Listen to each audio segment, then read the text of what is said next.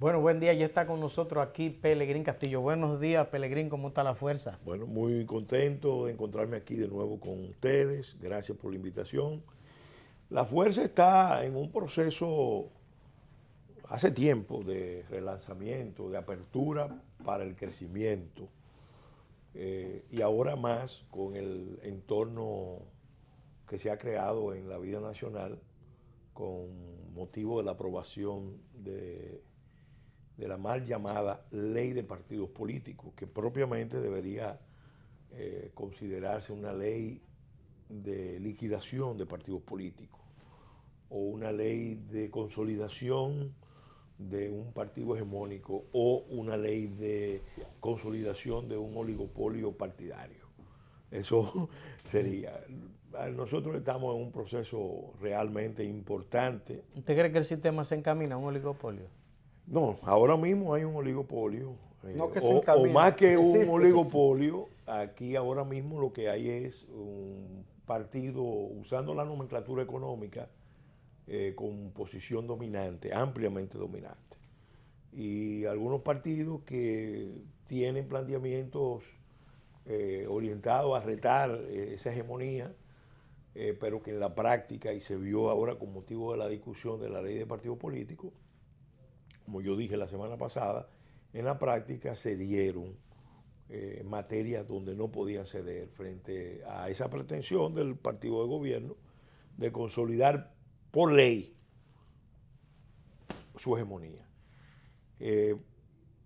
Los 10 partidos que hemos estado reunidos, que no somos un bloque opositor, lo quiero decir, sino una convergencia de partidos en unas posiciones. Con propósitos. En unos propósitos.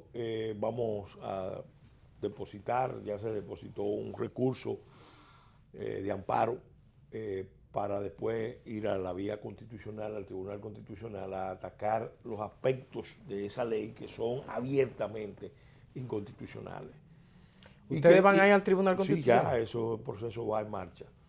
Y es necesario porque esa es una instancia que hay que agotar para terminar de definir si aquí vamos a tener una democracia pluralista o vamos a terminar de consolidar un régimen de partido dominante o partido único. Pelegrín, tú has llamado a la mal llamada ley, una ley que estuvo por casi 20 años rodando y con una expectativa nacional de la necesidad de la ley. ¿Eso significa de que era innecesaria la ley de partidos o que en la manera que se aprobó y su contenido no corresponde a esas expectativas? Realmente, y si pudiera ahí añadir, que no creo que sean muchas complicaciones, ¿quiénes intereses influyeron para que hoy usted pudiera hacerle esa tipificación, mal llamada ley de partidos? Mira, la verdad es que ustedes han visto en el debate que se habla de que esa fuera la ley posible, que era mejor tener una ley mala. Los senadores ninguna. y el que PRD no ha dicho ninguna. eso también. Yo como legislador, que fui legislador por 20 años, si algo yo sé, si de algo yo sé algo, es de leyes legislador y activo, de aprobar leyes. Sí, yo activo. le puedo decir que en las presentes circunstancias, la crisis del sistema político partidario no requería una ley posible, una ley de compromiso, requería una ley necesaria, una ley que respondiera a las exigencias de superar la crisis del sistema político partidario. ¿Qué pasa? Los actores políticos en esta coyuntura, en vez de partir del hecho del reconocimiento de que el sistema político está descalabrado, de que está desestabilizado, hicieron un cálculo de, bueno, nos están pidiendo que aprobemos una ley, vamos a aprobarla, pero una ley a la medida de nuestros intereses. Vamos a aprobar esta ley como un instrumento para garantizar retener el poder o cuotas importantes de poder.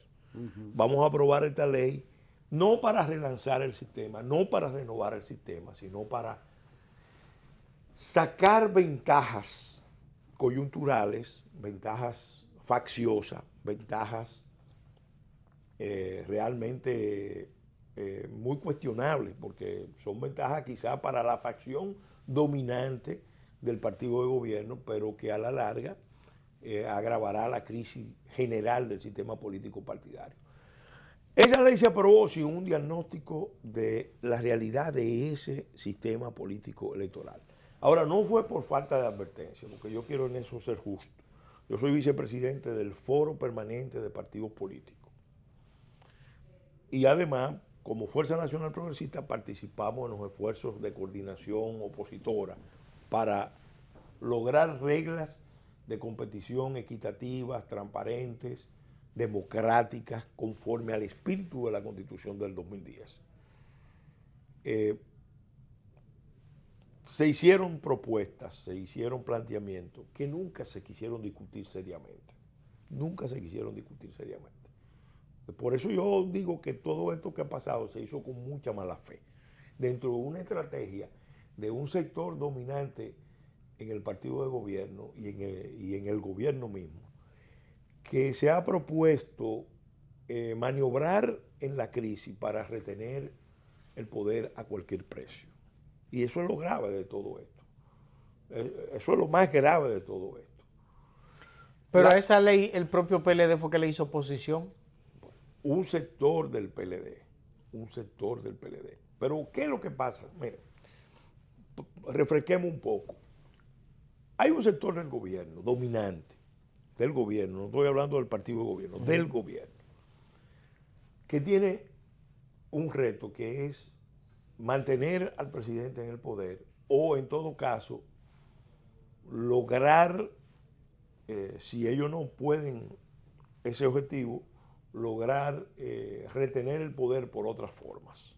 O, en todo caso, detonar una crisis parecida a la que vive Guatemala ahora. Ustedes han visto claro, la evolución de la crisis guatemalteca, esta última manifestación. Bueno, aquí hay sectores en el gobierno, en la sociedad civil, en los grupos de poder que están tramando algo parecido. Porque en realidad tienen una visión antipartido y antipolítica. Para poner en práctica esa maniobra, han hecho lo siguiente: han fomentado activamente la división del propio partido de gobierno, del PLD. ¿Usted cree que eso ha sido Sí, no, eso se ha manejado desde el poder deliberadamente. La división del PRM, atizando, levantando una candidatura realmente desfasada, que tiene un objetivo que es facilitar las maniobras de conchupancia. Al propio Partido Reformista lo ha mantenido en jaque permanentemente. Yo como vicepresidente del Foro de Partidos Políticos encabecé una delegación de FOPREDON que fuimos al Tribunal Superior Electoral a manifestar nuestra preocupación por lo que era realmente una acción aviesa, peligrosísima, de presionar a través de la justicia electoral para lograr objetivos políticos y además impedir el funcionamiento del orden político partidario. Y todos los actores políticos están conscientes. Igualmente el propio PRD, lo mismo. Esos mismos intereses decidieron también montar una estrategia mediática dirigida a ¿qué? A ningunear, a marginar, a despreciar a las otras fuerzas políticas que no son mayoritarias o que entran dentro de la categoría de partidos con más del 5%,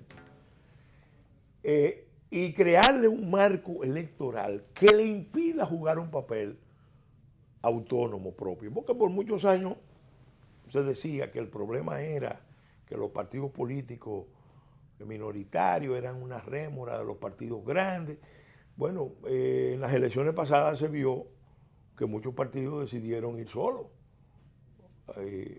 Y lo que se montó Pero fue... no le fue bien, Pellegrini. No, lo que se montó fue una cacería, un aplastamiento. ¿Cómo va a ser? Sí, porque todos, mira, aquí todos conocemos. Nosotros estuvimos en el gobierno, en la alianza de gobierno, 23 años, y tenemos mucha información, y tenemos muchos amigos en el partido de gobierno. Nosotros sabemos todo lo que se hizo, para que no era la reelección del presidente, porque el presidente estaba fuera de discusión que se reelegía. No, era una estrategia de aplastamiento, de avasallamiento, de entronización, de corte autoritario lo que se montó. Entonces, frente a esos partidos, se hizo eso. Y en la ley se terminó de consagrar. Después, observen esto, para acentuar la sensación de que en el país hay un vacío, de que hay una especie de necesidad de una autoridad fuerte, entonces empiezan a lanzar candidaturas improvisadas, supuestas figuras outsiders que están retando el sistema. Entonces eso forma parte de una misma lógica, de un mismo juego, que fue en parte lo que pasó en Guatemala. Obviamente el sistema en Guatemala implosionó y la causa de la implosión del sistema político partidario en Guatemala fue el tema de la corrupción. Pero eso es para desacreditar el sistema político. Mira, o el sistema partidario. Mira, en Guatemala se ensayó lo que se conoce como una acción de intervención judicial internacional. Con lo de Otto Pérez Molina. Empezó con Pérez Molina, con Álvaro Colón. Aquí está preso. Con la vicepresidenta. Lavalletti. Los grandes casos de corrupción, que realmente en Guatemala hay muchos problemas de corrupción estructural y de impunidad. ¿En qué terminó eso? En la implosión del orden político, en la presentación de un candidato o de candidatos outsiders, ganó el presidente Jimmy Morales, y luego entonces en la creación de un órgano, darle un poder especial a la CIGIT para que en realidad pasara a ser el gobierno efectivo. En Guatemala ahora mismo gobiernan dos poderes y hay uno que está tratando de afirmar su poder, que es el poder del presidente Jimmy Morales. La comisión de la CIGIT, que es una comisión internacional, y la embajada americana. Esos son los poderes de Guatemala. Guatemala no ha salido de la crisis, ni ha avanzado en el tema de la corrupción, o se ha hecho un ejercicio selectivo de persecución de la corrupción. Entonces, ¿qué pasa? Eso ha estado manejándose aquí de manera... ¿Pero qué es más difícil? Es más difícil, pero yo cumplo con dar la voz de alerta, porque lo que se ha hecho no es para superar la crisis, sino para agravarla. ¿Y usted cree que el gobierno dominicano está implicado en eso? Mira, yo sé que hay una facción del gobierno que si no pueden retener el poder ellos, van a seguir la estrategia esa. Aún siendo Leonel Fernández el candidato. No, que una de las razones por las cuales la seguirían es porque yo en ningún caso aceptaría a Leonel Fernández. Y eso es bueno que los actores políticos lo perciban. O sea, hay un sector del gobierno que no acepta a Leonel como el próximo. Eso está claro. Acuérdense que el ministro Montalvo fue el primero que anunció que el presidente Medina no iba. Pero inmediatamente dijo, pero tienen que venir caras nuevas. Sí, él habló de eso. Sí. Eso fue así. Sí, sí. O sea, no se limitó a decir que era lo que correspondía, porque la Constitución lo prohíbe, sino que dijo, pero el presidente Fernández, o sea, no dijo así, pero dijo que se necesitaban caras nuevas. Eso fue un momento, Pellegrín, ya hay una realidad que le impone. No, pero ese sector obedece. Entender otra cosa. Ese sector obedece a el otra. momento que tú dices algo, pero ese la sector te dice que tengo que pensar distinto. Óyeme, ese sector obedece a otra lógica. Y lo ha probado. Y además obedece a otros intereses. Nacionales e internacionales. Hoy el presidente Fernández escribe un artículo muy interesante, muy válido, porque él dice algo que tanto el presidente Medina como el presidente Fernández saben. Hay un ciclo político que está terminando. El ciclo que permitió que las llamadas fuerzas progresistas del continente ganaran y gobernaran, bueno, ese ciclo está terminando porque hay cambios internacionales, cambios mundiales que impactan considerablemente, erosionan mucho el liderazgo de esas fuerzas progresistas que tuvieron mucho auge en la medida en que los precios internacionales, las materias primas, de los hidrocarburos permitían mecanismos de redistribución de las rentas o de los ingresos por esos conceptos que recibían los estados. Entonces, además hay un ajuste de cuentas, vamos a decirlo así, de la política norteamericana y europea con las fuerzas latinoamericanas que se alinearon con los BRICS, desafiando la hegemonía de Europa y de Estados Unidos, de Occidente, en el mundo. Eso se ve con mucha claridad y el arma preferida es el tema de la lucha contra la corrupción. Entonces ese ciclo está planteado y esos son procesos que están confluyendo en República Dominicana. Por eso hay que mantenerse muy atentos porque nosotros venimos advirtiendo, miren señores, se lo hemos dicho a todos los actores políticos. Ningún país del continente, ninguno, tiene el problema de política exterior que tenemos nosotros. ¿Y por qué? Este es un continente donde los países no tienen problemas de política exterior. Pueden tener diferencias político-ideológicas, por ejemplo, el gobierno de Colombia con el gobierno de Venezuela, pero el continente históricamente es un continente donde no hay problemas entre los estados. En lo contrario, siempre hay una al contrario, mucha solidaridad. La misma población, fuera de la cúpula política que gobierna. Nosotros sí tenemos un problema internacional. Y lo sabe todo el continente. Y lo sabe el liderazgo de aquí. Pero se hacen los suecos. Todo el liderazgo político de República Dominicana sabe que nosotros estamos ahora mismo en una situación muy delicada. Porque hay un Estado colapsado, fallido, abandonado por la comunidad internacional. La geopolítica es muy complicada porque ese Estado fallido tiene dos vías para salir. O sale por mar hacia Estados Unidos, hacia los territorios franceses del Caribe, hacia los territorios ingleses del Caribe, hacia los países de la Commonwealth, hacia Sudamérica, o viene por tierra hacia República Dominicana. En esos países le están dando una respuesta muy dura. Entonces, ¿qué pasa? Aquí hay un sector de la política y ahí entra ese otro, el mismo factor que hemos denunciado, que tiene coordinaciones y compromisos con los poderes internacionales para resolver el problema haitiano en República Dominicana. Fíjense que hace 3 años vino... Y ven la República Dominicana el camino más corto. Claro. Entre los dos puntos. Claro. Fíjense que hace 3 años aquí vino el señor Almagro. Así es. Vino en plan de procónsul a decir que había que echar hacia atrás el tribunal, la decisión del Tribunal Constitucional, que era un absurdo. Después se excusó, pero en el fondo lo traicionó el pensamiento, que era un contrasentido que existiera, un factor antihistórico que existieran 2 naciones en una isla pequeña, dicho por Almagro. El gobierno dominicano en ese momento le dio una respuesta vergonzosa. Sin embargo, ahora viene Almagro a felicitar al gobierno dominicano.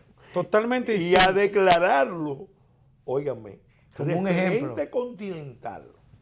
Claro, yo digo que al presidente Medina, Almagro y Ban Ki-moon lo van a proponer para un premio Nobel.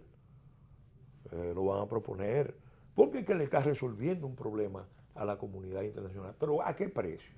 ¿Sacrificando a quiénes? Ese cambio de Almagro miren. Se debió a esa claro, facilidad. No, porque ellos han visto lo que el gobierno está haciendo. El gobierno extendió el plan de regularización, que fue un fracaso. Lo ha extendido 2 veces. Está dando documentos que no proceden, sin fundamento. Y tiene la promesa de darle la nacionalidad. Señores, lo que está pasando es muy grave. Entonces ahí viene, eso engarza con lo otro. Ahí viene la alerta que nosotros estamos haciendo. Estamos hablando de un Estado en crisis. Una crisis tanto en su vertiente exterior del ejercicio de la soberanía nacional como en su vertiente interna de ejercicio, desarrollo de la soberanía popular. ¿Y cuál usted cree que va a ser entonces el desafío del próximo gobierno? Porque ya a este gobierno le queda 1 año y pico. Miren, yo lo dije en las elecciones pasadas y lo planteo ahora. Se necesita que los dominicanos tomen conciencia de cuál es el desafío al que nos estamos enfrentando. Ningún estado del continente tiene los problemas que nosotros tenemos. Esta situación pone en peligro la existencia misma de la nación, nuestra identidad, nuestro potencial de desarrollo, la preservación del orden público de las instituciones. No se puede seguir como hasta ahora, sacándole el cuerpo al problema, tratando de ver cómo el problema se maneja, se administra, sacándole provecho político partidario. Miren,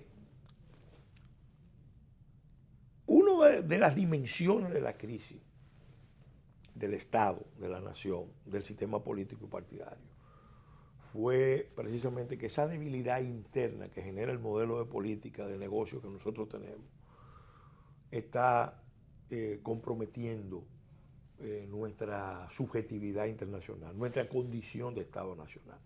Cuando el presidente lanzó el proyecto de reelección, En el 15. en el 15, yo lo dije en varias ocasiones, pero lo quiero repetir ahora. Pensé que lo había lanzado en el 2002. Sí, pero cuando se hizo evidente, cuando se hizo evidente el proyecto, porque él, no fue él que lo lanzó, que te corrijo, fue el presidente Luis Ignacio Lula da Silva, Sí. que vino y lo Vino a lanzó eso. en Palacio. Vino a eso. En Palacio. Dijo que en 4 años no 4 años no era suficiente. suficiente, sí, Entonces, para desarrollar una obra de gobierno. ¿qué pasa? La verdad es que uno de los peligros que estaba planteado en ese momento es que cuando un presidente en un país como República Dominicana lanza un proyecto de reelección, tiene que hacer muchas concesiones a los poderes fácticos, locales Internacionales. e internacionales, foráneos. Para no tener ruido, estar light a su propósito. Todos los actores internos. Por de eso este ustedes país, se retiraron del gobierno. Claro, todos los actores internos del país, poderosos, poderes fácticos, saben los peligros que implica un presidente reteniendo el poder. Pero el presidente hizo pactos fundamentalmente teniendo como base de esos pactos Haití. O sea, que la situación del manejo del control fronterizo y la ese soberanía manejo... del país, miren, yo le voy a mencionar 4 aspectos que fueron la médula del proyecto de reelección con respecto a los poderes internacionales. Porque también hicieron pacto con el alto empresariado. El alto empresariado bendijo el proyecto de reelección. Primero, el pacto número 1 fue autorizar por un acuerdo, porque esto está documentado, esto no es que yo me imaginé. En enero del 2015, el presidente, la Cancillería Dominicana, el canciller Navarro, firmó un acuerdo con el embajador Brewster, que se había negociado por el Departamento de Defensa de los Estados Unidos con la Cancillería Dominicana y una débil participación de las Fuerzas Armadas, donde permitíamos la presencia ilimitada de personal militar norteamericano con todo tipo de armamento, con acceso al espectro radioeléctrico. Pero eso colapsó, ¿o no?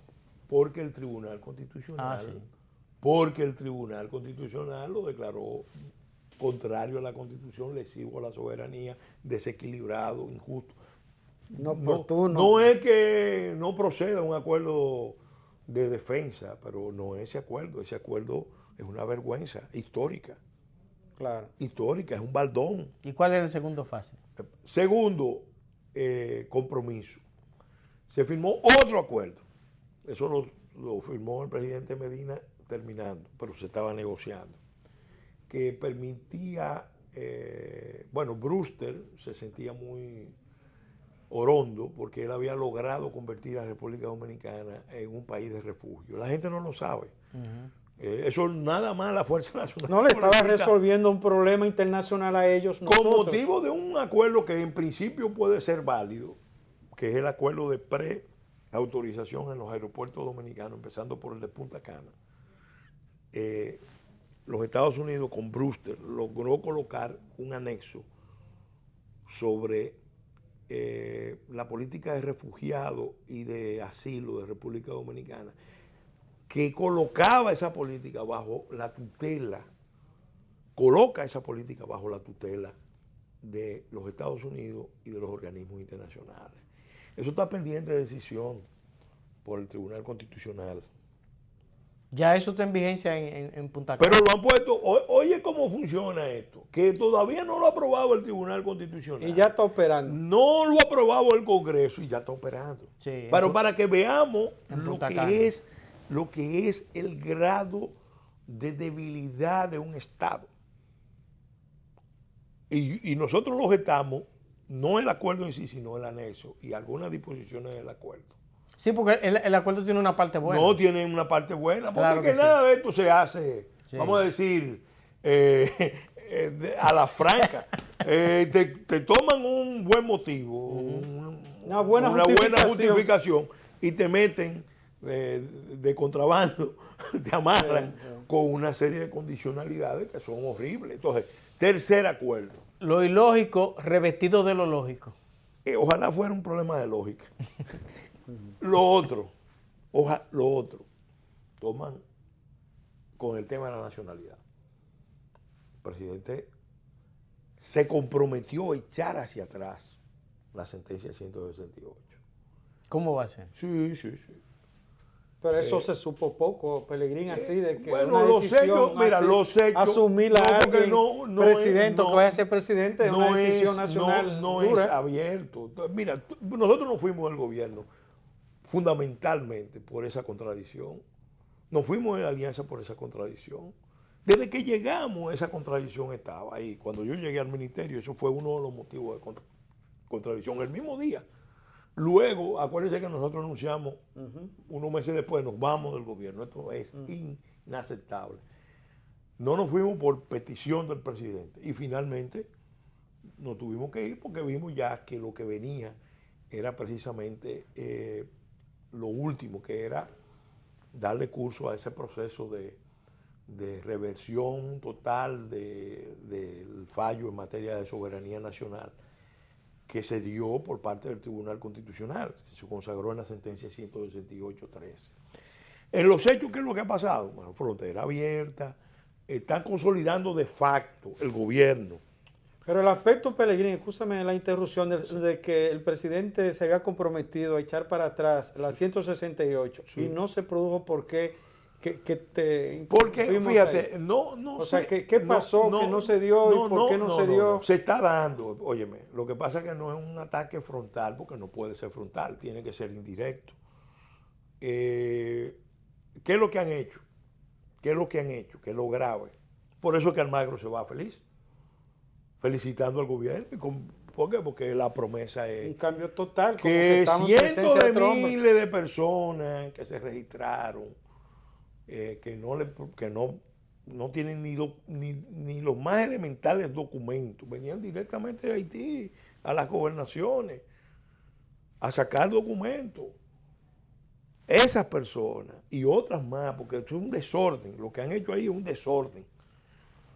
esa persona eventualmente, ya a la mayoría, una parte importante de ellos le están dando residencia, con vocación a darle ¿Y nacionalidad. cuál es el cuarto punto, Pellegrini? Entonces, el cuarto punto tiene que ver con el tema de la agenda LGTB y el aborto. Pero eso no cabe en esta sociedad. No, pero espérate. ¿Qué es lo que en ese momento, cuando se tomó la decisión? Mira, si el presidente hubiera dicho en la campaña, yo estoy con esa visión, muy probablemente no, seguro que nosotros no lo hubiéramos apoyado. Eso era un tema constitucional. Él no habló de eso porque eso se discutió en la reforma constitucional y se rechazó. Pero ¿qué pasa? Hay una agenda internacional de los organismos internacionales y de poderes foráneos, europeos y norteamericanos. De imponerle a la sociedad. De imponerle a todas las sociedades del mundo esa agenda. Claro. ¿Qué quería Danilo Medina y el grupo de Montalvo? Porque yo creo que detrás de todo esto, vamos a estar claros, el presidente es un político pragmático, es un político que se maneja con el tema de la correlación de fuerza. ¿Qué quieren los organismos internacionales? Bueno, ¿quiénes son los que se oponen? Bueno, las iglesias. Pero entre los organismos internacionales y los poderes internacionales, en ese momento, recuerden, ¿quiénes estaban en el poder en Estados Unidos? Los que estaban promoviendo esa idea en el mundo entero. Obama, los Clinton, con vocación a continuar. Entonces, lo que se veía Pero eso le costó el poder ahí en su propio país. Bueno, exacto. Mira, a mí me pasó que fui a Washington y a una visita a Heritage Foundation.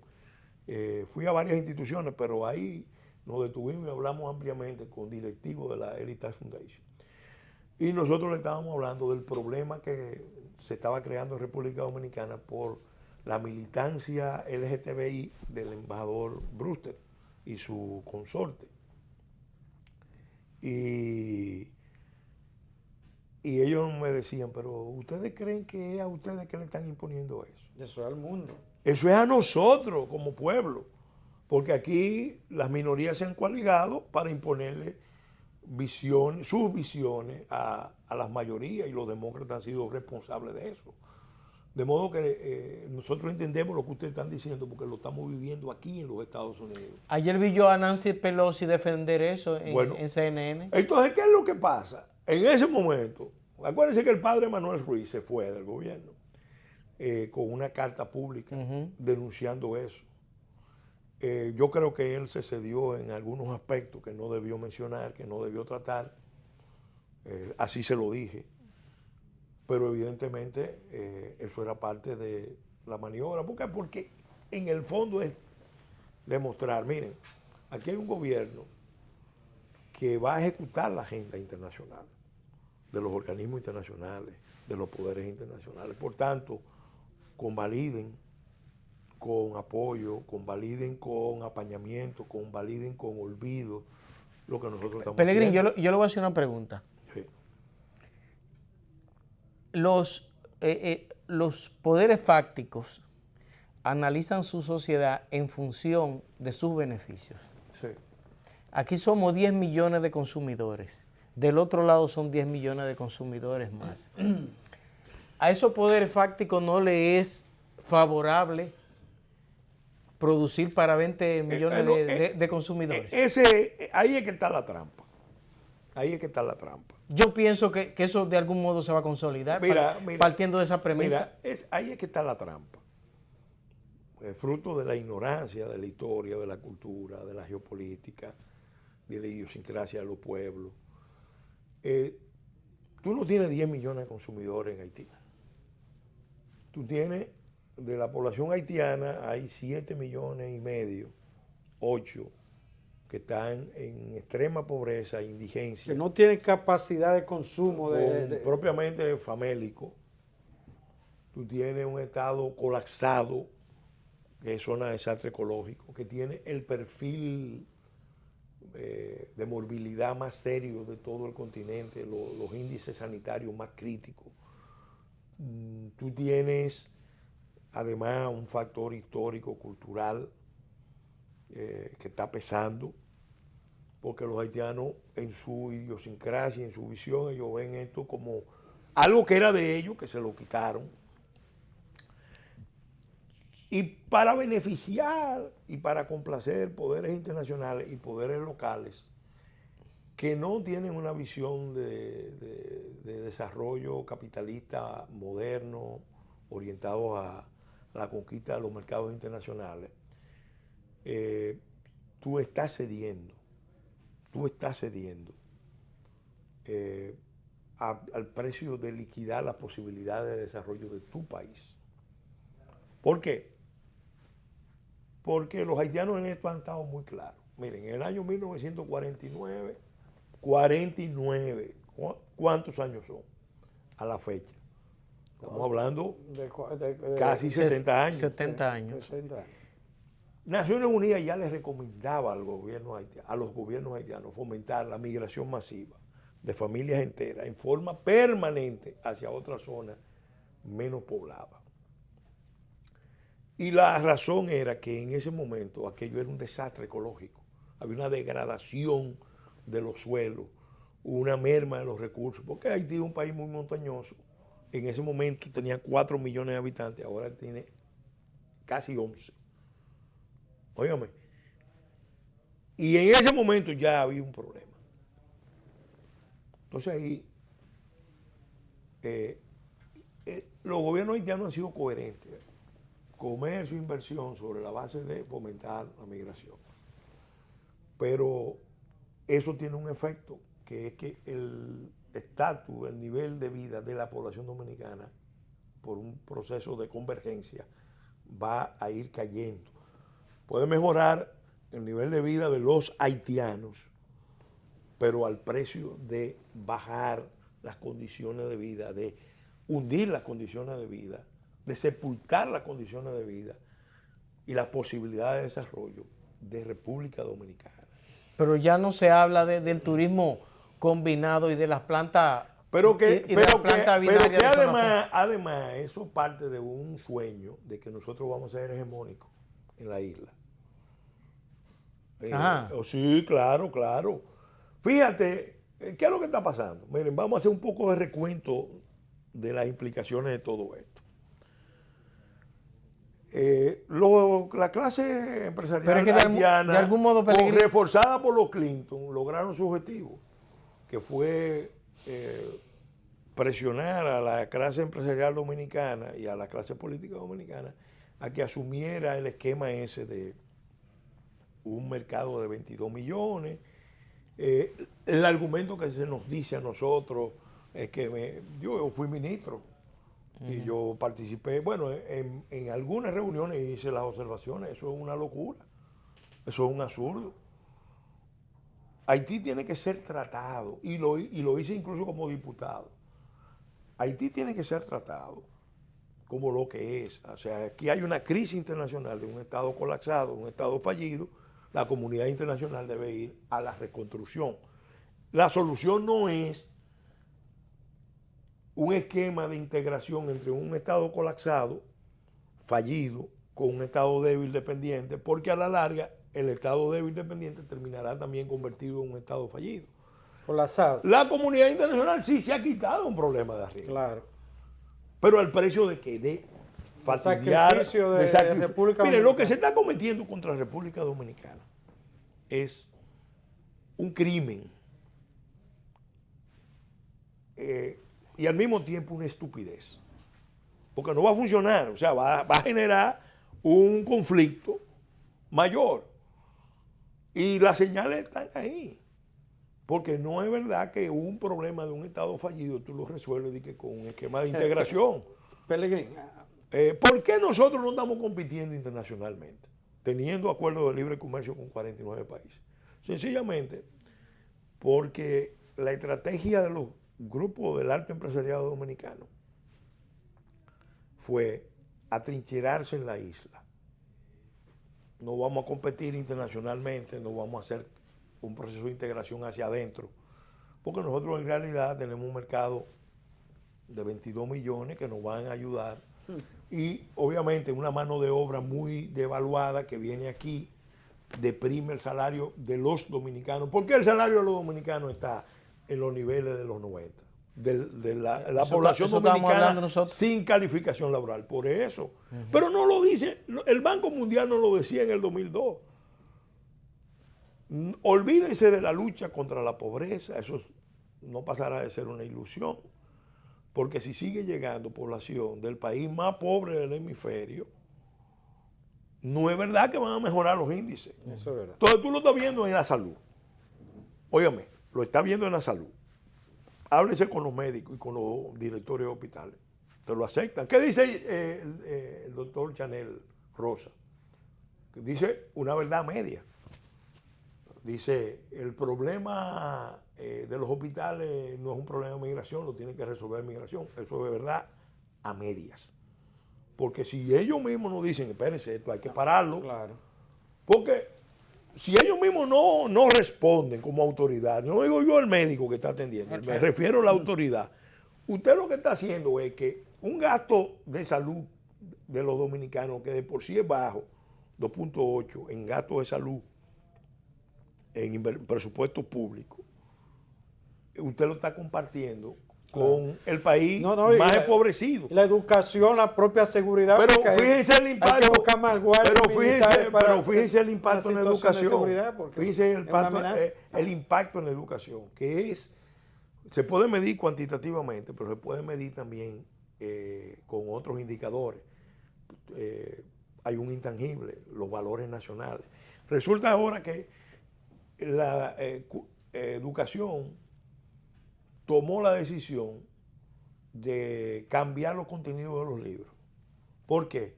Porque hay que adaptar los contenidos de los libros a la presencia de los haitianos en República Dominicana. Entonces la independencia... Para no ofender ahí. El juramento trinitario, óigame. Esto parece increíble. El juramento trinitario que todos los jóvenes de las escuelas nacionales, de los colegios nacionales, deberían aprendérselo de memoria. No se puede hacer. Porque eso, los haitianos lo van a recibir mal. Óigame. Pero hay un asunto... Fíjense de lo que estamos hablando. Ahora, fíjense el nivel de complicación, porque estamos hablando de estos aspectos que tienen que ver con el orden interno, que se pueden resolver fácilmente. Pero vamos a la parte internacional. ¿Qué dijo el primer ministro haitiano renunciante? El que renunciaron. El que renunciaron con una protesta masiva en todo Haití. Todo el sistema. Que el culpable, los responsables, era República Dominicana. Era la República Dominicana. ¿Por qué? Porque los grupos empresariales haitianos que importan gasolina, combustible a Haití, se han asociado a los grupos empresariales dominicanos. Y en todo, no solo en combustible. Y ellos están viendo, un mercado, ver pasar. Están viendo un mercado unificado.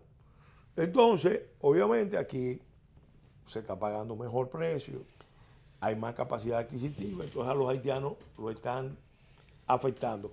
¿Por qué? Porque es un Estado fallido. Tú no le puedes poner, mira, se está haciendo injusto con el pueblo dominicano. El combustible... Pero también se está haciendo injusto con el pueblo haitiano. Pellegrini, todo eso es cierto. Todo porque un grupo minoritario, unas élites irresponsables, incompetentes, infuncionales, políticas y empresariales, intelectuales, sindicales, religiosas y militares, no se atreven a plantear una visión nacional, racional, que ayude a resolver este problema. Hay solución, pero no por el camino que nos están llevando. Todas esas cosas son asumidas ya como un elemento de conciencia nacional. La verdad es que el país ha ido despertando en esa preocupación. Ya no es una preocupación que en un momento pero todavía se observaba que era de los vinchos, que era de Pellegrini. Ya, pero ya se ha abierto que cualquier ciudadano, y fíjate cuando hay una situación... Brito, mira, déjame decirte, todavía, el problema sigue siendo que no sabemos cuál es el problema. Bien, pero lo que quiero preguntarte es, Pellegrini, que al margen de toda esa cosa, de ese nivel de conciencia, de la preocupación que cada vez más se incrementa, hay sectores que entienden que por la naturaleza cultural, social, religiosa, política, en todo el sentido de la sociedad haitiana, versus la realidad nuestra, se hace imposible lo que sería en el futuro, aunque sea a largo plazo, una unificación, porque no tenemos esos aspectos afines para que se produzca. Es que no tiene que producirse unificación. En realidad, lo que nosotros, ningún país, y yo lo quiero enfatizar, lo he dicho varias veces aquí y siempre lo digo, nosotros somos los mejores aliados, Fuerza Nacional Progresista y quien habla, de una solución a los problemas de Haití en Haití, una solución internacional y una solución de corresponsabilidad. Somos los peores enemigos, los adversarios más cerrados. Pelegrín, pero es que Haití no tiene solución interna. No, tiene que venir una solución internacional. Ahora, por lo que está visto, esa solución solo se va a poder plantear seriamente cuando se demuestre que esa fórmula dominicana de solución al problema haitiano no es posible. Eso va a venir a través de un movimiento nacional popular, propiamente una revolución nacional. Yo lo quiero decir con toda franqueza. Aquí la necesitamos. Es propiamente un movimiento que es más complejo, más exigente que la restauración de la República. Porque estamos enfrentando peligros que no son comunes. Pelegrín, la conversación está muy buena. Me gustaría que la siguiéramos el viernes de la semana que viene. ¿Usted cree que es posible? Veré la agenda. Sí, a ver si la seguimos porque el tema es interesante y la gente, yo estoy seguro que le gusta el tema como usted lo está abordando. Y sería bueno continuarlo como forma de fortalecer el debate en ese sentido. Además que a mí me interesa también que conversemos sobre todos estos cambios que se han dado en términos de lo que es la energía hoy en día, que se habla de que Estados Unidos ya hoy es el principal productor mundial de petróleo, para que hablemos de todos esos casos que usted domina muy bien. Sí, claro. Así que vamos comunicando la semana que viene a ver si terminamos este debate la semana que viene. Muy bien. Así que muchas gracias, Pelegrín. Bien. Manuel. Bueno, señores, hasta mañana tendremos un contenido que queremos compartir con todos ustedes. Hasta entonces.